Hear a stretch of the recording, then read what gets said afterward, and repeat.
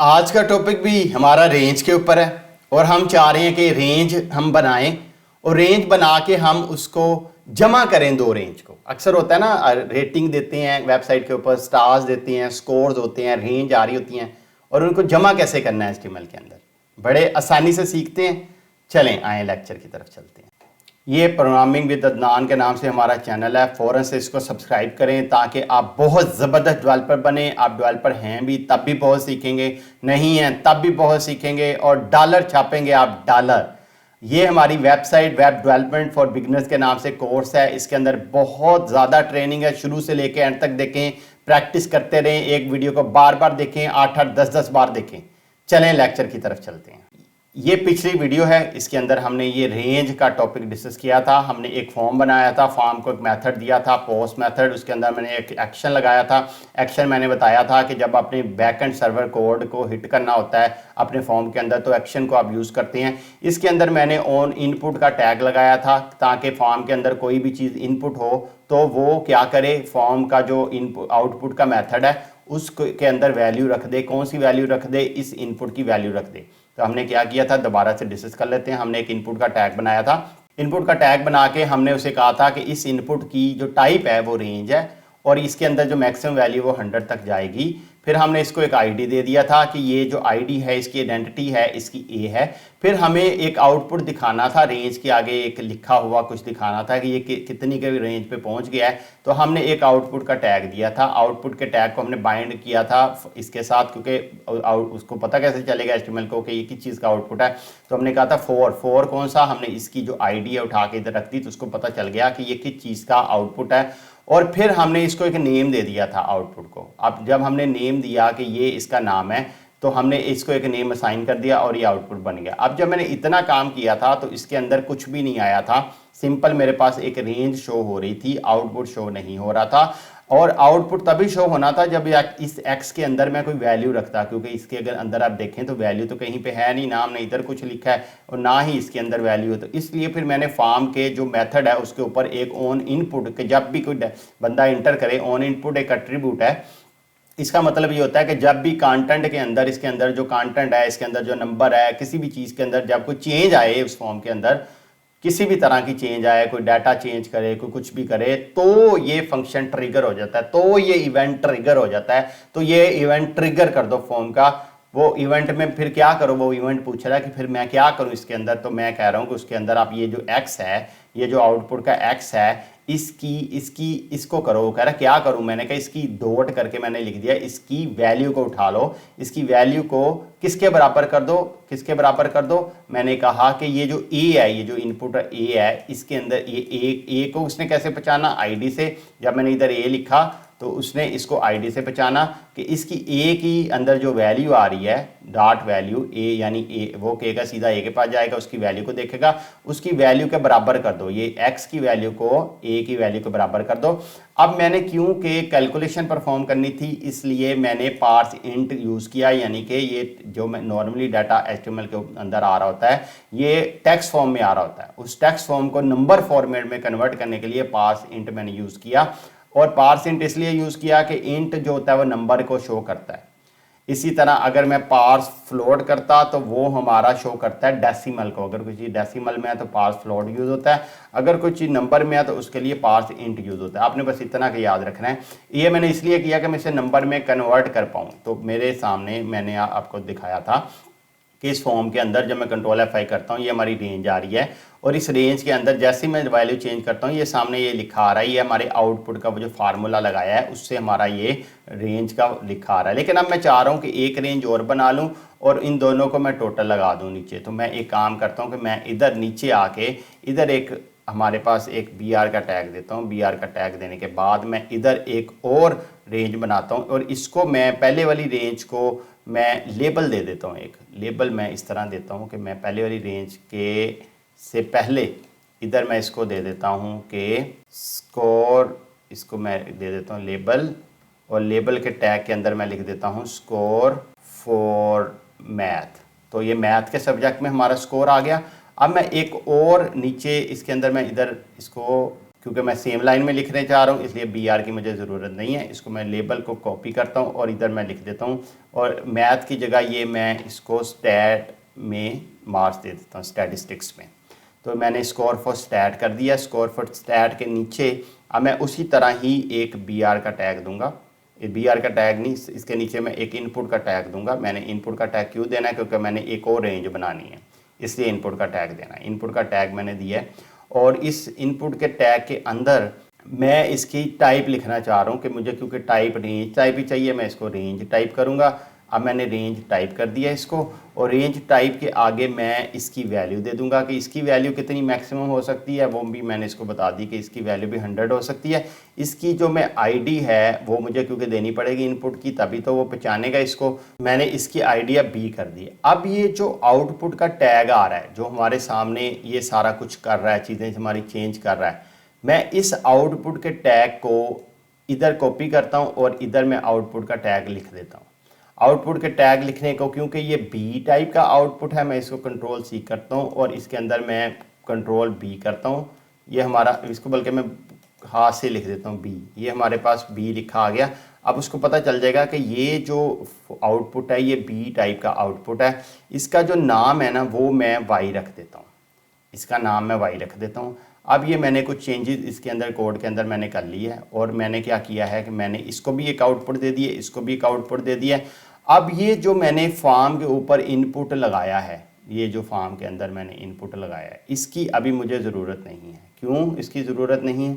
क्योंकि मैं अभी चेंजेस करूंगा कुछ चीज़ों के अंदर। ये जो मैंने मेथड लगाया ना इधर, ये जो मैंने मेथड लगाया, अब पहले मैं देख लेता हूँ कि मेरा फॉर्म बना क्या है। ये मेरे फॉर्म के अंदर दो रेंज आ गई, एक के अंदर मैथ का स्कोर आ गया, एक के अंदर उसका स्कोर आ गया। अब ये आपके सामने स्कोर आ गया, लेकिन मैं चाहता हूँ कि इसके आगे ये स्कोर लिखा भी आए, ताकि चीज़ें जो भी चेंज हो रही हैं वो हमारे पास इधर लिखा हुआ नज़र आए दोनों के आगे कि इसका कितना स्कोर है, इसका कितना स्कोर है। अब मैं एक काम करता हूँ कि तो मुझे ये जो आउटपुट है ना इसको दिखाना भी है इसके आगे, इसका भी जो आउटपुट है इसको इसके आगे दिखाना भी है। तो पहले मैंने फॉर्म को यूज़ किया था उस पर्पज़ के लिए, अब मैं फॉर्म को यूज़ नहीं करूँगा। अब मैं वो जो ओन इनपुट मेथड है ना वो मैं इसके इनपुट के अंदर लगाऊंगा। तो मैं इसको कहता हूँ ओन इनपुट। अगर इसके अंदर कोई चीज़ इनपुट हो तो क्या करो। उसने पूछा कि अच्छा ठीक है, इसके अंदर जब इनपुट हो, अब मैं उससे कह रहा हूँ कि जब इसके अंदर इनपुट हो तो क्या करो, तुम इस आउटपुट में जाओ।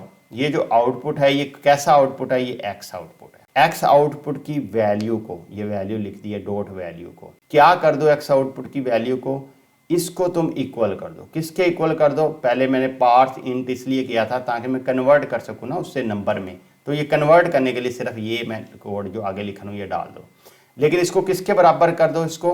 अब ये जो मेरा इनपुट है इसके अंदर आईडी है ए डॉट वैल्यू के बराबर कर दो। ठीक है, अब मैंने क्या कहा है कि इनपुट के अंदर मैंने एक मेथड लगा दिया ऑन इनपुट का।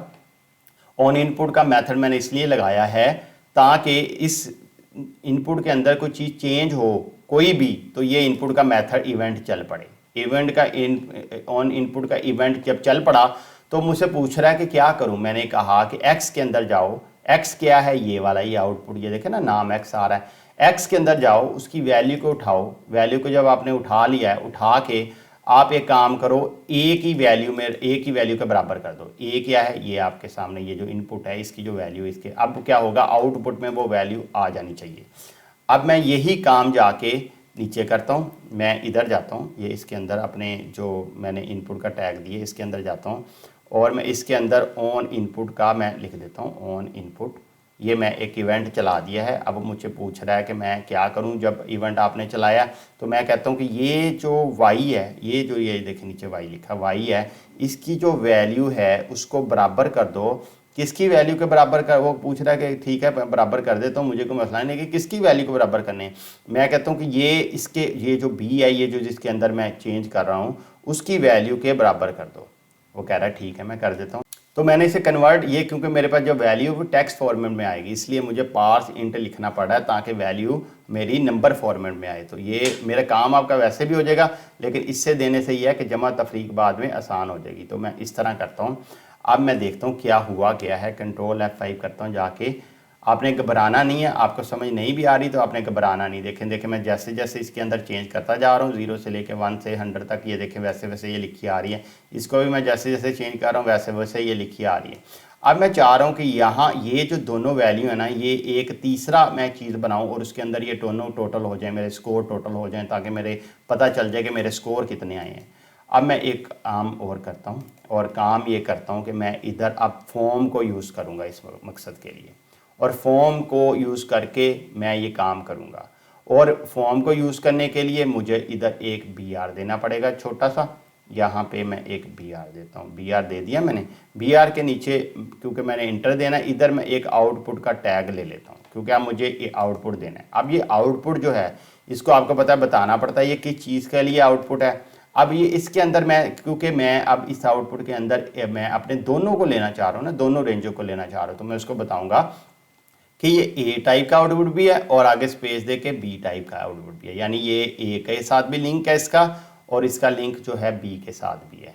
और वो पूछेगा ठीक है इसका AB के साथ लिंक है, इसका नाम क्या है, तो मैं उसको कह देता हूँ कि इसका जो नाम है Z है। यानी एक अलग से मैं इसका नाम रख दिया, आउटपुट का नाम Z मैंने लिख दिया। ठीक है जी, अब हमारा एक आउटपुट बन गया है जो कि A के साथ भी लिंक है, B के साथ भी जिसका लिंक है। A मैंने बताया आपका ये ID A है, इसी तरह ये ID B है, A और B के साथ लिंक है, इसको नाम मैंने Z दे दिया। अब इस आउटपुट को मैंने क्यों यूज़ करना है, मैंने इन दोनों को जमा करने के लिए यूज़ करना है। तो जब मैंने अकेले को जमा करना था तो उसी के अंदर मैंने ऑन इनपुट का मेथड यूज़ कर दिया था, उसी के अंदर ऑन इनपुट का मेथड यूज़ कर दिया था।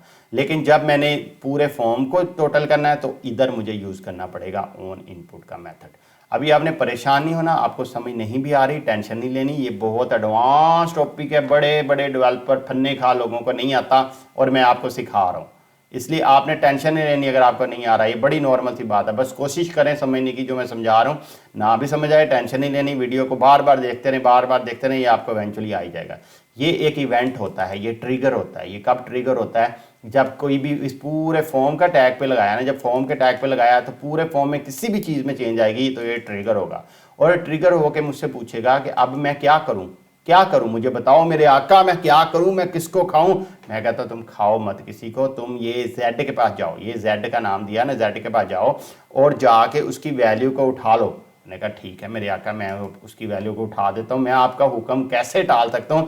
और मैं कहता हूं फिर मैं क्या करूं, मैं कह रहा हूं इसको इक्वल कर दो। वो कहता है मेरे आका मैं किसके इक्वल करूं, आप हुक्म तो करें किसके इक्वल करूं। मैं उसे कहता हूं अच्छा एक काम करो, तुम जब एक ये जो आउटपुट की वैल्यू आ रही है ना इधर, ये x डॉट वैल्यू इसको, और ये हमारा जो दूसरा आउटपुट है b, ये जो y है ना इसका नाम, y डॉट वैल्यू, इसके बराबर कर दो जाके। ठीक है, बस इतना सा काम कर देना है तुमने। और किसके क्या करना है तुमने मैंने कहा जब कोई भी कोई इनपुट करे तो z की जो वैल्यू है ये z है, ये z है आपके सामने, ये z नाम दिया हुआ है। इसकी जो वैल्यू है उसको आप एक काम करो, जाके x की वैल्यू को उठाओ, ये x है, ये आपके सामने, ये देखें ये x है, x की वैल्यू को उठाओ, x के आउटपुट की, y की वैल्यू को उठाओ और दोनों को जमा कर दो। देखो अभी क्या करता है, कंट्रोल F5 कर रहा हूँ मैं, कंट्रोल F5 करके हम इसको खोलते हैं। ये देखें अब मैं इधर चेंज कर रहा हूँ, ये देखें ये नीचे ये बड़ा सारा आपके सामने लिखा आ रहा है, ये देखें ये नीचे लिखा आ रहा है 66। मैं कर रहा हूँ इसको, मैं 60 कर देता हूँ। अब ये एक को तो उसने टोटल कर दिया, अब मैं दूसरे को टोटल करता हूँ। देखें ये मैं कर रहा हूँ, देखें अब हुआ क्या है, एक देखें ये इसने 70 60 भी दिखा दिया और 70 भी दिखा दिया। ये इसने साथ जोड़ के क्यों दिखाया, जमा क्यों नहीं किया, वो इसलिए उसने जमा नहीं किया कि उसने समझा कि ये भी टैक्स है और ये भी टैक्स है, इसलिए उन्हें दोनों को एज ए टैक्स ट्रीट किया है। तो टैक्स आपको पता है जब जमा होता है तो वो उसके आगे लिखा जाता है, जबकि नंबर असल में जमा होते हैं तो वो जमा प्रॉपर जमा होती है। तो हमारा वो फॉर्मेट आपको मैंने बताया था इस टेबल में एज ए टैक्स उठाता है, तो मैं इसको अब इसे कन्वर्ट करना पड़ेगा मुझे टैक्स को नंबर में। तो मैंने आपको बताया था कि अगर मैंने कन्वर्ट करना है तो मेरे पास एक है पार्स इंट, कि पार्स इंट को उसको टाइप बतानी पड़ेगी कि ये टाइप क्या है। पार्स इंट का भी यूज़ होता है, आपको ये ब्रैकेट खुली है, ब्रैकेट के बाद इसको मैंने बंद किया है और ये मैं इसको इधर भी पार्स इंट करूँगा कि मैं उसे बताऊँगा कि इसकी टाइप क्या है। पार्स इंट का भी यूज़ होता है जब नंबर होता है, जब उसके अंदर डेसिमल होते हैं तो फ्लोट यूज़ होता है। मैं इसको बंद कर रहा हूँ अभी फ़िलहाल। अब उसको मैंने बता दिया कि ये वैल्यू जो है ये पार्स इंट टाइप की है और ये जो वैल्यू है ये भी पार्सिंग टाइप की। आप देखें वो जमा करेगा। कंट्रोल F5 करता हूँ, जाके सीधा मैं उसके ऊपर जा रहा हूँ। अब मैं जब इसको इधर करता हूँ तो वो नॉट एप्लीकेबल लिखा आ रहा है उसके अंदर। इसके अंदर भी इंटर कर रहा हूँ क्योंकि वो नॉट एप्लीकेबल इसलिए लिखा आ रहा है कि वो दूसरे एलिमेंट की वैल्यू नहीं दी थी मैंने, वो बिल्कुल वो उस तरह से आ रहा था। अब देखें मैं इसको जाके 70 करता हूँ, इधर मेरे पास 100 है, 170 आ रहा है। मैं इसको जाके 80 करता हूँ, ये देखें इसने टोटल करके 150 कर दिया। अब मैं जैसे जैसे करता जा रहा हूँ ये मेरा टोटल स्कोर अपडेट होता जा रहा है। अगर मैं इसके पीछे या आउटपुट से थोड़ा सा पहले मैं इसको एक लेबल भी दे देता हूँ, एक और लेबल ऐसे ही, ताकि वो मैं इसको टोटल स्कोर लिख देता हूँ, टोटल स्कोर। और ये अब देखें क्या होता है। कंट्रोल F5 करता हूँ, देखें अब आपके सामने क्या आ गया है। ये देखें ये देखें जैसे जैसे मैं इसको करता हूँ, वो क्योंकि अभी पिछले वाला चला नहीं इसलिए नॉट एप्लीकेबल आ रहा है। ये देखें मैंने इसको कर दिया। अब मैं इसको 60 पे लेके जाता हूँ, ये देखें 60 पे आ गया, ये मेरा 60 पे आ गया, 120 आ गया। ये देखें ये मेरा टोटल स्कोर सारे का सारा हो रहा है। कितना ज़बरदस्त वेबसाइट बन गई है, एक तरह से कैलकुलेट बन गया है। मज़ा आ जाएगा, आपको मज़ा आ जाएगा। ऐसे करें, प्रैक्टिस करते जाएं, आप इंजॉय करेंगे लाइफ को। मुश्किल चीज़ को देख के डरना नहीं है, ये कंडीशन है। आपके हाथ कांपे, पाँव कांपे, टांगे कांपे, डरना नहीं है, क्योंकि ये जो चीज़ें हम डिस्कस कर रहे हैं ना, ये 5-5, 10-10 साल एक्सपीरियंस डेवलपर भी हो जाते हैं ना, उनको भी ये चीज़ें नहीं आती। तो आप भी इतना ज़्यादा अपने आप को वो ना समझो कि मुझे नहीं आ रही तो कुछ नहीं है, ऐसा कुछ नहीं है, टेंशन नहीं लेनी। ये मैं जो आपको बता रहा हूँ ना, आपने इसको बस वीडियो को बार बार सुनना है और प्रैक्टिस करना है। तो मैं आसान चीज़ें भी आपको सिखाई हैं, मुश्किल भी मेरा फ़र्ज है, ताकि जब आप वेबसाइट बनाएं आप बने तो आपको सारी चीज़ें ही आती हों, ये मेरा गोल है। तो आप इसको बार बार वीडियो को देखें, बार बार प्रैक्टिस करें, बार बार देखें, बार बार प्रैक्टिस करें, आपके डीएनए में ये फिक्स हो जाएंगी। बिल्कुल परेशान आपने नहीं होना। और कोई कमेंट हो ज़रूर बताएं। Thank you so much.